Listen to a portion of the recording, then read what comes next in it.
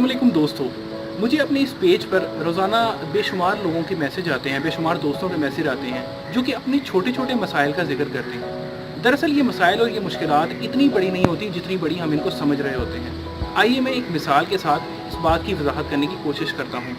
हम सब ने स्पीड ब्रेकर का सामना किया होगा जब भी हम सफ़र करते हैं। ये स्पीड ब्रेकर सवारी की रफ्तार को कम करने के लिए बनाए जाते हैं।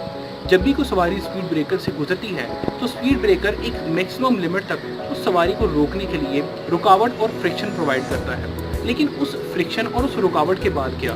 उस रुकावट के बाद वो सवारी ढलवान की तरफ वापस आना शुरू होती है और उसकी रफ्तार में इजाफा होना शुरू हो जाता है। हमारी ज़िंदगी में आने वाली मुश्किलात और मसाइल भी कुछ इससे ज़्यादा मुख्तलिफ नहीं होते। शुरू में हमें बहुत ज़्यादा मुखालफत का सामना करना पड़ सकता है, लेकिन इसका ये मतलब नहीं कि हमारा बाकी का सफ़र भी इसी तरह होगा। जैसे जैसे मुश्किलात ज़्यादा होती हैं उसके बाद आने वाली आसानियाँ उसी तनासुब से ही बढ़ती जाती हैं। हमें करना सिर्फ ये है कि हमें हौसले और मुस्तकिल मिजाजी के साथ अपने मकसद की तरफ बढ़ते रहना है और मुश्किलात का सामना हिम्मत के साथ करते रहना है। इंशाअल्लाह ज़रूर और बहुत जल्द हम अपनी आसानियों के साथ मकसद को भी पूरा कर लेंगे।